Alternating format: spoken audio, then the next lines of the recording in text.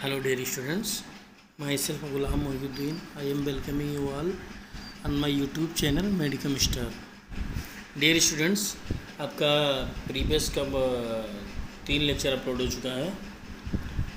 ये pharmaceutical chemistry जो कि डी फार्मा फर्स्ट ईयर में एक सब्जेक्ट है, इसकी थर्ड जो चैप्टर है इनऑर्गेनिक फार्मास्यूटिकल, मतलब इनऑर्गेनिक फार्मास्यूटिकल में जैसे है हीमेटेनिक्स है, गैस्ट्रोइंटेस्टाइनल एजेंट है और आपका है मेडिसिनल गैसेस है, ठीक है, डेंटल प्रोडक्ट्स हैं।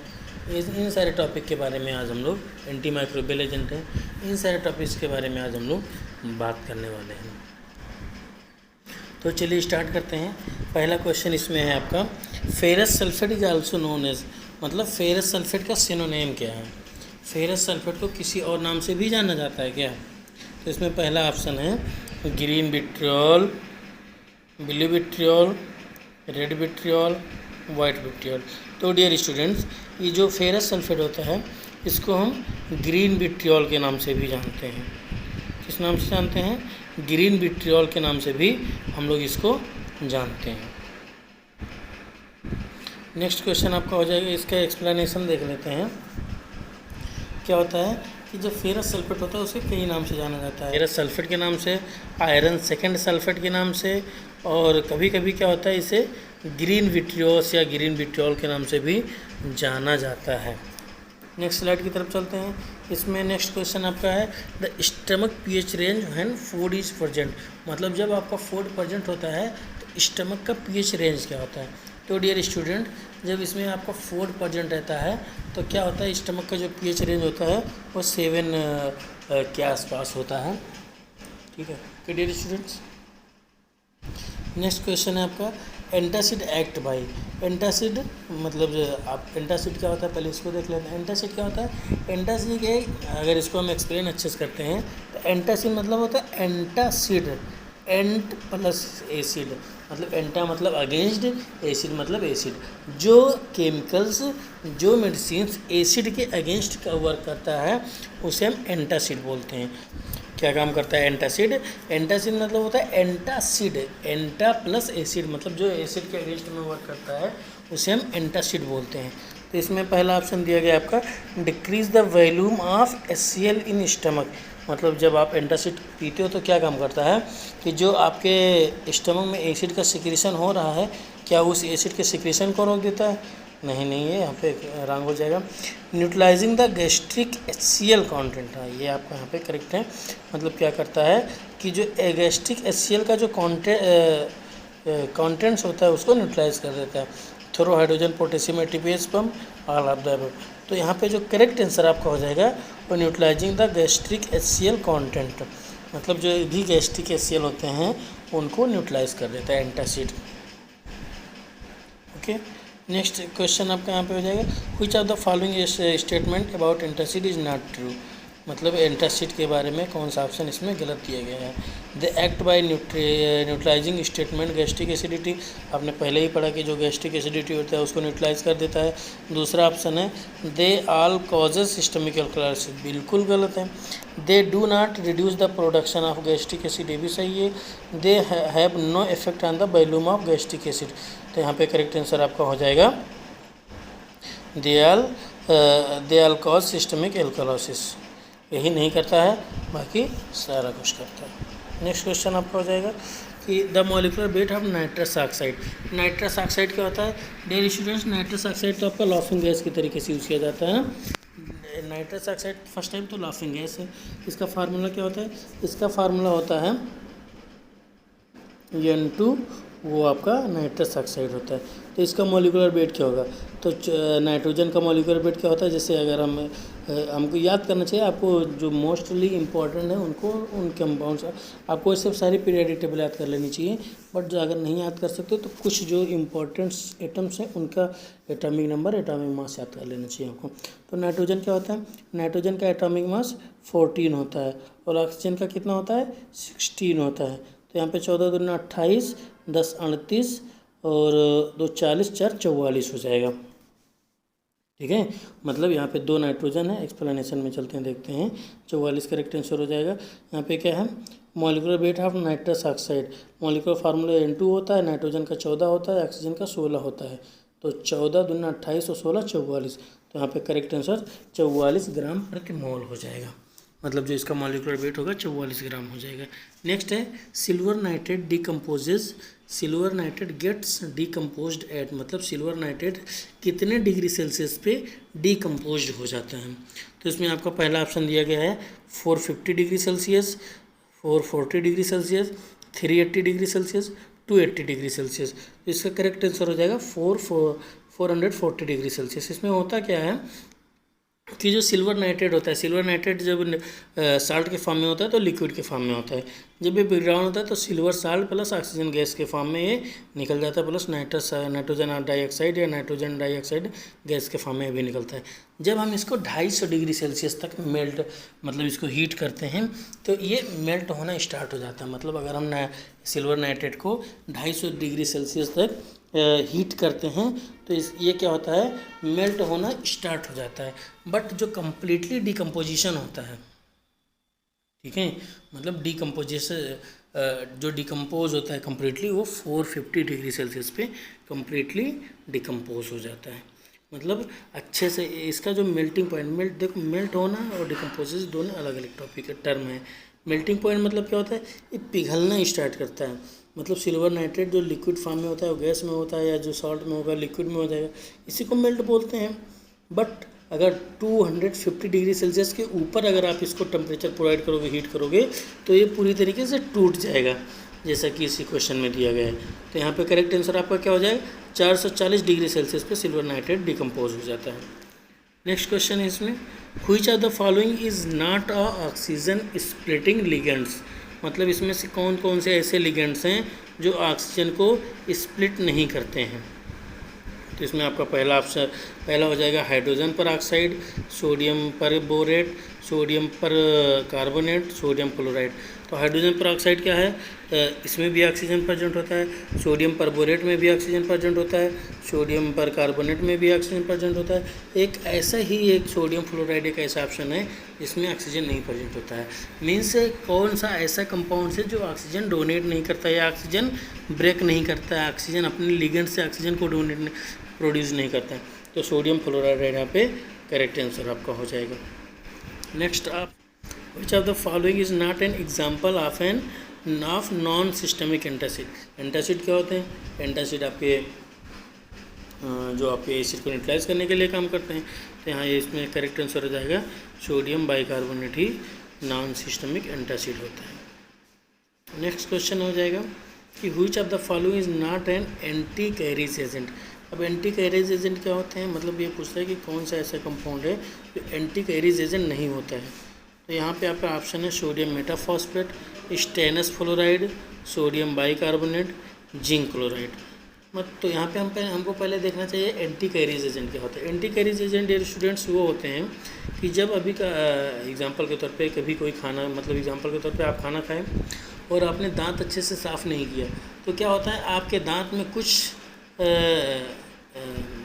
खाना या जो भी आप बोल सकते हो कि कुछ न्यूट्रिएंट्स लगे रह जाते हैं। Means nutrients in the sense शुद्ध भाषा में हम कार्बोहाइड्रेट्स उसको बोल सकते हैं कि कुछ कार्बोहाइड्रेट्स के मॉलिक्यूल्स आपके टीथ में लगे रह जाते हैं, जो क्या काम करते हैं, बैक्टीरिया का फॉर्मेशन करवाते हैं। मतलब जाहिर सी बात है, अगर दांत नहीं मांजोगे अच्छे से तो वहाँ पे गंदगी पैदा होगा, गंदगी के मतलब बैक्टीरिया का ग्रोथ होगा, और जब बैक्टीरिया का ग्रोथ होता है, बैक्टीरिया लैक्टिक एसिड का सिंथेसिस करता है। बैक्टीरिया जब लैक्टिक एसिड का सिंथेसिस करता है तो वो लैक्टिक एसिड क्या काम करता है कि जो आपके दांत होते हैं उनको वीक कर देता है, आपके दांत में पोर कर देता है, मतलब छिद्र कर देता है, होल कर देता है। तो ऐसे चीज़ों को रोकने के लिए जब आपका, और फिर क्या होता है जब आपके दांत में छिद्र हो जाता है, आपका दांत वीक हो जाता है, और तो आपके मुंह से बदबू आने लगता है। ऐसा क्यों होता है, क्योंकि जो लैक्टिक एसिड होता है वो सारे कैल्शियम, जो अब आपको पता ही है कि जो दांत होते हैं वो कैल्शियम से मिलकर बने होते हैं, कैल्शियम के कंपाउंड से मिलकर बने हुए होते हैं। तो जो लैक्टिक एसिड होता है इन सारे कैल्शियम को हटा देता है, डीकैल्सिफिकेशन करवा देता है, जिसकी वजह से आपका जो दांत होता है वो वीक पड़ जाता है और आपके दांत में छिद्र होने लगते हैं, आपकी दांत टूटने लगती है, खुरदरा होने लगता है और मुंह से बदबू आने लगता है। ये होते हैं डेंटल कैरीज। इन्हीं को सही करने के लिए, इन सारे सिम्टम्स को सही करने के लिए जो दवा यूज़ करते हैं उसे हम एंटी कैरीज एजेंट बोलते हैं। तो इसमें आपका sodium metaphosphate anti caries agent के रूप में यूज़ किया जाता है, stannous fluoride, zinc chloride. Sodium bicarbonate आपका एंटी कैरीज एजेंट की तरीके से नहीं यूज़ किया जाता है, ये एक एंटासिड के तरीके से यूज़ किया जाता है। यहाँ पे करेक्ट आंसर आपका सोडियम बाइकार्बोनेट हो जाएगा। नेक्स्ट है आपका laughing gas. Which of the following is known as the laughing gas, मतलब इसमें से कौन सा ऐसा कंपाउंड है जो लाफिंग गैस के तरीके से यूज़ किया जाता है। तो नाइट्रस ऑक्साइड लाफिंग गैस के तरीके से यूज़ किया जाता है। सोडियम फ्लोराइड ये आपका मतलब डेंटल प्रोडक्ट के रूप में यूज़ किया जाता है। कैल्शियम कार्बोनेट कैल्शियम सप्लीमेंट के तरीके से यूज़ किया जाता है। बोरिक एसिड आपका क्या होता है, बोरिक एसिड एंटीसेप्टिक के तरीके से यूज़ किया जाता है। तो यहाँ पे करेक्ट आंसर आपका क्या हो जाएगा, नाइट्रस ऑक्साइड ही करेक्ट आंसर आपका हो जाएगा। नेक्स्ट क्वेश्चन है कि chemistry is the study of all elements and their compounds except carbon and its compound which is studied under organic compounds। मतलब क्या बोल रहा है कि कौन सी किस केमिस्ट्री की बात कर रहा है कि केमिस्ट्री एक ऐसा प्रोसेस है जिसमें हम सारे एलिमेंट्स की बात करते हैं, कार्बन की और उनके कंपाउंड्स की बात करते हैं। मतलब अगर केमिस्ट्री की बात करते हैं तो केमिस्ट्री 2 टाइप का होता है, एक इनऑर्गेनिक, ऑर्गेनिक, फिजिकल 3 टाइप का होता है। फिजिकल का यहाँ कोई रिलेशन नहीं, इनऑर्गेनिक और ऑर्गेनिक के बीच में हम डिफरेंस बताना चाह रहे हैं। इनऑर्गेनिक केमिस्ट्री क्या होता है, जिसमें कार्बन और हाइड्रोजन को छोड़ के मतलब कार्बन को छोड़ के सारे एलिमेंट्स की स्टडी करते हैं इनऑर्गेनिक एलिमेंट। जैसे आपका HCl हाइड्रोक्लोरिक एसिड हो जाएगा, sodium carbonate Na2CO3, sodium bicarbonate NaCO3, sodium hydroxide NaOH, potassium hydroxide KOH। तो ये सारे आप पे क्या हैं, इनऑर्गेनिक कंपाउंड्स हैं, मतलब इसमें कार्बन का कहीं कोई जिक्र नहीं किया गया है। ठीक है। ऑर्गेनिक कंपाउंड्स क्या होते हैं, ऑर्गेनिक कंपाउंड्स एक ऐसे कंपाउंड्स होते हैं जिसमें कार्बन और हाइड्रोजन दोनों का होना मस्ट है। इन दोनों के साथ में कोई दूसरा एलिमेंट हो सकता है, बट जब तक कार्बन और हाइड्रोजन किसी कंपाउंड में नहीं रहेगा वो ऑर्गेनिक कंपाउंड्स कहा ही नहीं जाएगा। तो आपका क्वेश्चन क्या कह रहा है, chemistry is the study of all the elements, मतलब कौन सी ऐसी केमिस्ट्री है जिसमें हम सभी एलिमेंट्स की स्टडी करते हैं, एंड देयर कंपाउंड्स और उनके कंपाउंड्स के, except carbon and its compound which is studied under organic chemistry. मतलब बोल रहा है कार्बन और उसके कंपाउंड तो ऑर्गेनिक केमिस्ट्री में स्टडी किए जाते हैं, लेकिन कौन सा ऐसा केमिस्ट्री जिसमें हम सारे कंपाउंड्स की स्टडी करते हैं। तो आपका फार्मास्यूटिकल केमिस्ट्री ही एक ऐसे केमिस्ट्री है जिसमें इनऑर्गेनिक और ऑर्गेनिक दोनों कंपाउंड्स की हम स्टडी करते हैं। तो यहाँ पे करेक्ट आंसर आपका हो जाएगा pharmaceutical chemistry is the study of all the elements and their compounds except carbon and its compounds which is studied under organic chemistry. Next question आपका हो जाएगा कि ईपीओ क्या होता है, एक इरिथ्रोपोएटिन होता है। इरिथ्रोपोएटिन एक हार्मोन्स होता है जो क्या काम करता है, इरिथ्रोपोएसिस करवाता है। बोला है EPO is the hormones that stimulate erythropoiesis, मतलब इसमें से कौन सा ऐसा हार्मोन्स है जो कि इरिथ्रोपोएसिस करवाता है। तो फर्स्ट ऑप्शन है इरिथ्रोपोएटिन, सेकंड है थायरॉक्सिन, थर्ड है एंटासिड, फोर्थ है ग्लाइकोजन। अब यहाँ पे क्या काम करते हैं, इरिथ्रोपोएटिन क्या होता है, इरिथ्रोपोएटिन क्या होता है, इरिथ्रोपोएसिस करवाता है, मतलब आरबीसी का फॉर्मेशन करवाता है। आरबीसी क्या होता है, रेड ब्लड कार्पोसेल्स बोलते हो या रेड ब्लड सेल्स आप इसमें इसको बोल सकते हो। ठीक है। इरिथ्रोपोएटिन का क्या काम करता है, वो मास्ट सेल से आपके इसका एक्सप्लेनेशन की तरफ अगर बढ़ते हैं, यहाँ पे करेक्ट आंसर आपका इरिथ्रोपोएटिन हो जाएगा। अगर इसके एक्सप्लेनेशन की तरफ बढ़ते हैं तो क्या लिखा हुआ है, erythropoietin is the process, erythropoiesis is the process which produce RBC which is the development of erythropoietic stem cell to mature RBC। मतलब इरिथ्रोपोएसिस एक ऐसा प्रोसेस है जिसमें हम RBC का फॉर्मेशन करवाते हैं। कहाँ से होता है, स्टेम सेल से होता है। इरिथ्रोपोएटिक स्टेम सेल से RBC का फॉर्मेशन करवाता है कौन, इरिथ्रोपोएसिस एक ऐसा प्रोसेस है जिसमें हम इरिथ्रोपोएटिक स्टेम सेल से RBC का फॉर्मेशन होता है। नेक्स्ट सेकंड पॉइंट है कि जो इरिथ्रोपोएटिन एक्टिवेट कैसे होता है, तो जब आपके बॉडी में ऑक्सीजन का लेवल कम पड़ जाता है, मतलब जब आपके बॉडी में थोड़ा ऑक्सीजन का लेवल डिक्रीज़ होता है, तो जो आपकी किडनी होती है वो आपके बॉडी को हिंट प्रोवाइड करती है या उसको इंडिकेट करती है कि आप इरिथ्रोपोएटिन का सिक्रीशन करें। मतलब जब आपके जिस स्टेप में या जिस टाइम आपके बॉडी में ऑक्सीजन का लेवल कम होता है तो आपका किडनी आपके बॉडी को इंडिकेट करता है कि इस समय ऑक्सीजन का लेवल बॉडी में कम है, आप इरेथ्रोपोइसिस करवाइए। ये इंडिकेशन किसको देता है? इरेथ्रोपोएटिन को देता है। तो इरेथ्रोपोएटिन क्या काम करता है? इरेथ्रोपोएटिक स्टेम सेल को इंडिकेट करता है और वहाँ से वो आरबीसी का सिंथेसिस करवा के मैच्योरेशन करवाता है। ठीक है। दूसरा ऑप्शन इसमें था कि थायरॉक्सिन क्या होता है। देखिए डियर स्टूडेंट्स, थायरॉक्सिन का रिलेशन थायराइड ग्लैंड से होता है। थायराइड ग्लैंड क्या होता है? थायराइड ग्लैंड आपका यही जो में एप्पल बोलते हैं, जो आपके गर्दन में प्रेजेंट होता है। ठीक है। ये क्या काम कर, यही एक आपका थायराइड ग्लैंड है। इसमें मेनली 2 टाइप के केमिकल्स प्रेजेंट होते हैं। एक थायराइड ग्लैंड में थायरॉक्सिन प्रेजेंट होता है जिसे हम T4 बोलते हैं, और दूसरा ट्राईहाइड्रोथायरोनिन प्रेजेंट होता है जिसे T3 बोलते हैं। तो ये T3 और T4 दो आपके थायराइड हार्मोन्स की तरीके से यूज़ किए जाते हैं। इन दोनों का काम क्या होता है कि आपके बॉडी में रेगुलेशन करवाना, आपके बॉडी में मेटाबॉलिज्म काज करवाना। ठीक है। और भी बहुत सारे प्रोसेस ये आपके बॉडी में करवाते हैं। इसका एक्सप्लेनेशन के बारे में अगर पढ़ते हो तो क्या लिखा हुआ है? Thyroid hormone are any hormones produce and release by the thyroid gland. मतलब थायराइड हार्मोन्स थायराइड ग्लैंड के द्वारा रिलीज होता है। कौन कौन से हार्मोन्स हैं? ट्राईहाइड्रोथायरोनिन एंड थायरॉक्सिन, 2 हार्मोन्स आपके थायराइड ग्लैंड से सिक्रेट होते हैं। They are tyrosine based hormones. मतलब टायरोसिन, इनका जो न्यूक्लियस होता है, जो पेरेंट कंपाउंड होता है, वो टायरोसिन होता है। That are primarily responsible for regulation of metabolism. मतलब मेटाबॉलिज्म को रेगुलेट करने के लिए ये रिस्पॉन्सिबल होते हैं। इनका मेन फंक्शन है कि मेटाबॉलिज्म को रेगुलेट करना है। T3 and T4 are partially composed of iodine derived from food.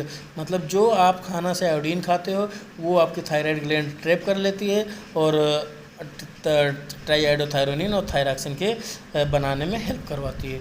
मतलब A deficiency of iodine leads to decreased production of T3 and T4। अगर किसी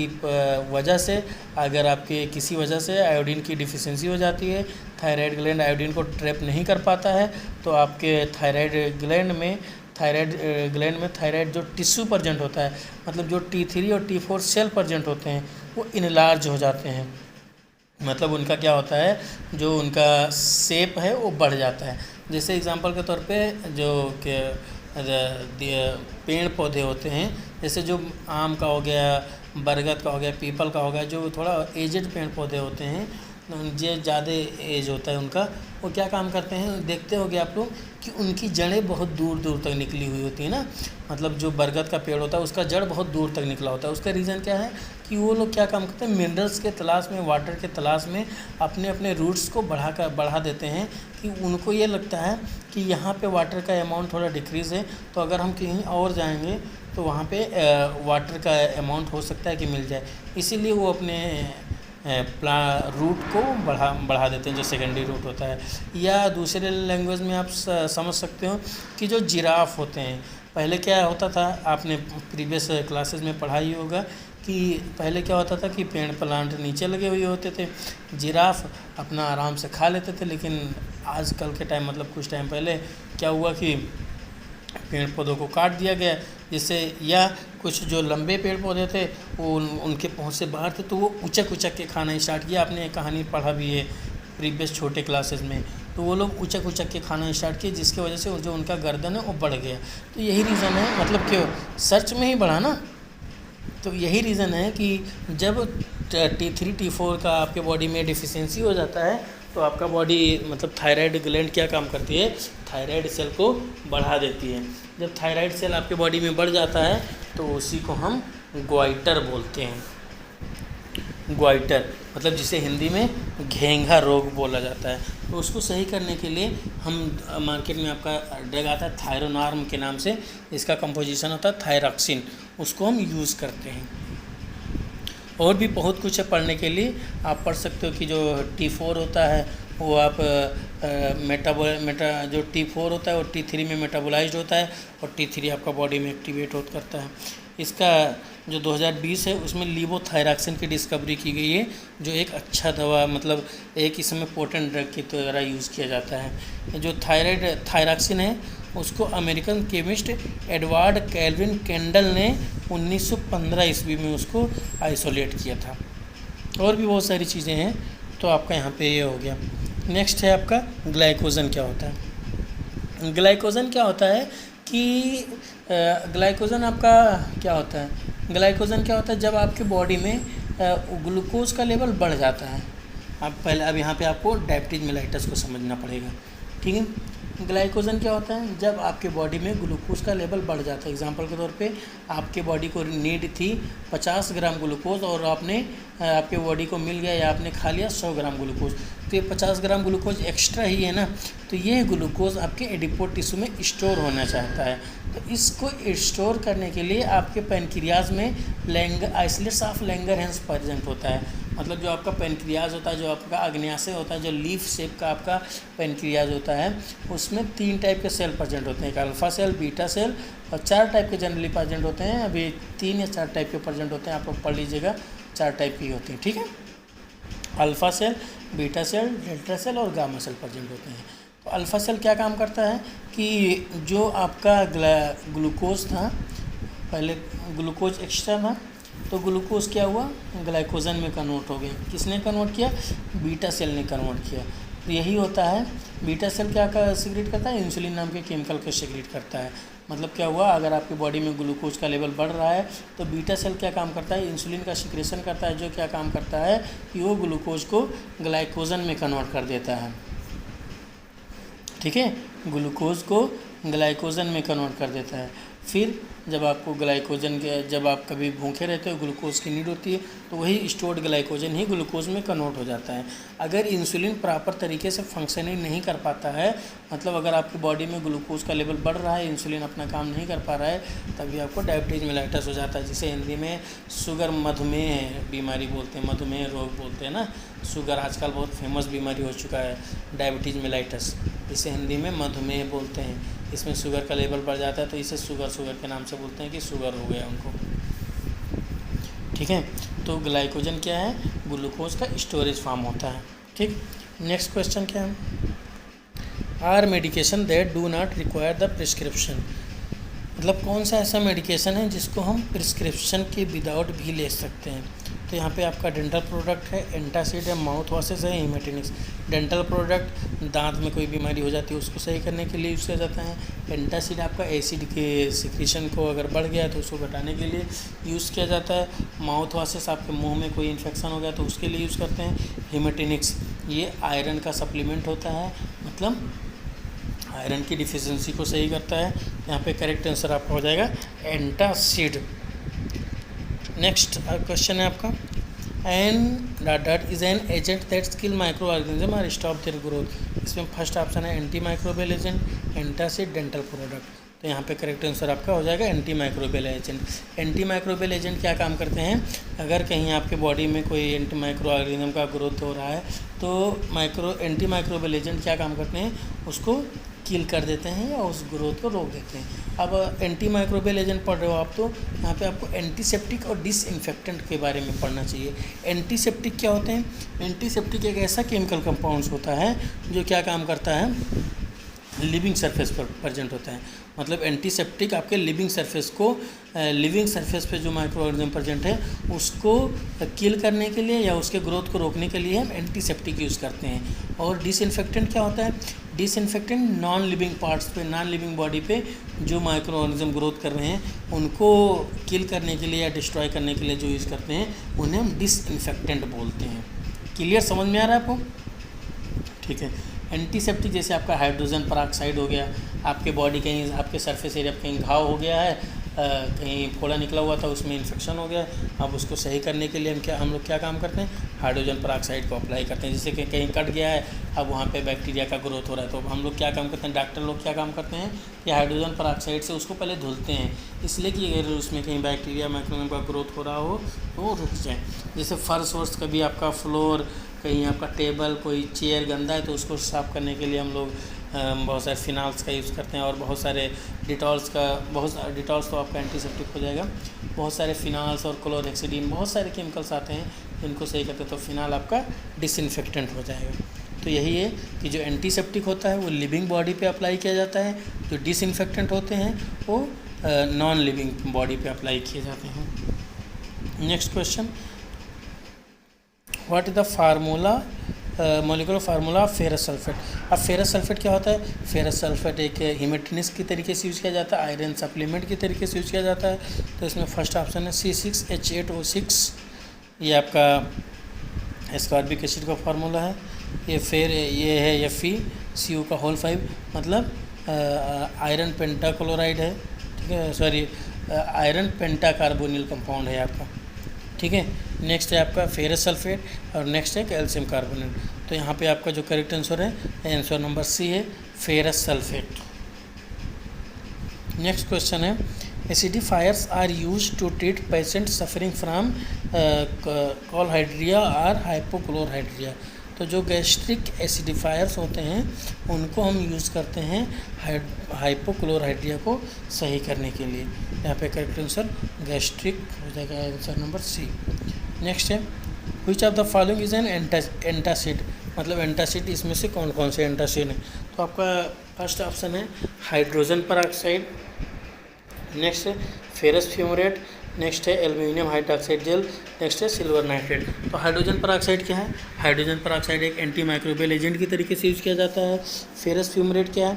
फेरस फ्यूमरेट आपका हेमेटिनिस की तरीके से यूज़ किया जाता है, मतलब आयरन डिफिशियंसी डिजीज़ को सही करने के लिए फेरस फ्यूमरेट यूज़ किया जाता है। एल्यूमिनियम हाइड्रोक्साइड जेल आपका एंटासिड की तरीके से यूज़ किया जाता है। सिल्वर नाइट्रेट भी आपका एंटी माइक्रोबियल एजेंट की तरीके से यूज़ किया जाता है। तो यहाँ पे करेक्ट आंसर आपका हो जाएगा एल्यूमिनियम हाइड्रोक्साइड जेल हो जाएगा। नेक्स्ट है आपका ferrous sulphate is used in the treatment, मतलब जो फेरस सल्फेट है उसका ट्रीटमेंट हम कहाँ करते हैं? तो फेरस सल्फेट का यूज़ हम एनीमिया को सही करने के लिए किया जाता है। स्कर्वी बीमारी क्या होती है? स्कर्वी क्या होता है? जब आपके बॉडी में विटामिन C की डिफिशियंसी हो जाती है। आप देखते हो ठंडियों में क्या होता है, मोस्टली आपका जो लिप्स है, होंठ है, वो फटने लगता है। फटने के बाद वहाँ से ब्लड आने लगता है, आपके मुंह में छाले पड़ जाते हैं जिससे पस आता है, ब्लड निकलता है। तो यही सब एक टाइप का स्कर्वी डिजीज़ है।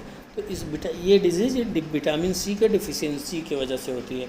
मतलब अगर आपकी बॉडी में विटामिन C की डिफिशियंसी है तो आपको स्कर्वी बीमारी हो सकता है।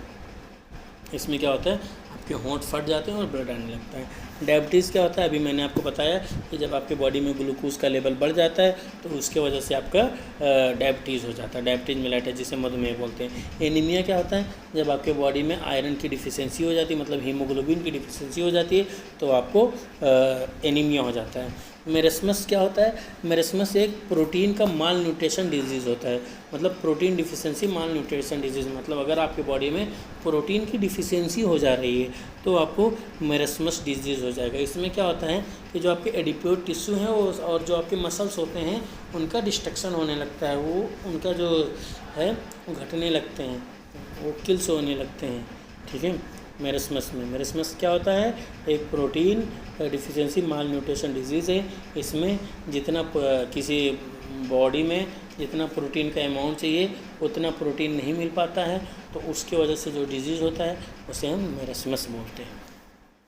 नेक्स्ट क्वेश्चन आपका हो जाएगा, यहाँ पे करेक्ट आंसर आपका एनीमिया हो जाएगा। नेक्स्ट क्वेश्चन है आपका chemical formula for sodium carbonate, मतलब सोडियम, ये आपके प्रीवियस ईयर क्वेश्चन पेपर में आया हुआ है।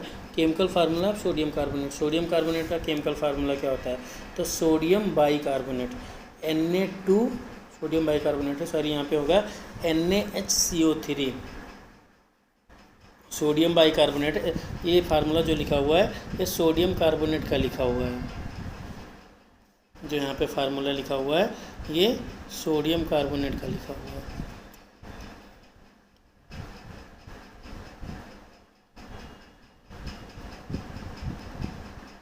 सोडियम कार्बोनेट, सोडियम बाइकार्बोनेट का फार्मूला क्या होता है?